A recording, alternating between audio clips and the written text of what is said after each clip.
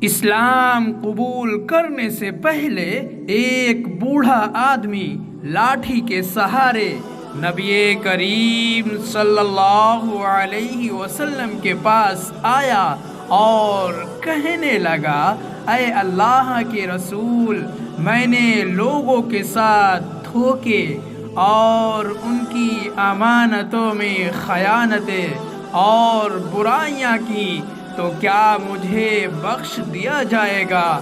آپ صلی اللہ علیہ وسلم نے فرمایا، کیا تو یہ شہادت نہیں دے رہا ہے کہ اللہ تعالی ہی معبود برحق ہے، اللہ کے سوا کوئی عبادت کے لائق نہیں؟ اس نے جواب دیا، ہاں کیوں نہیں، بلکہ میں تو یہ گواہی بھی دیتا ہوں کہ آپ اللہ کے رسول ہیں۔ آپ صلی اللہ علیہ وسلم نے فرمایا، تیرے دھوکوں، خیانتوں اور برائیوں کو بخش دیا گیا ہے۔ سبحان اللہ۔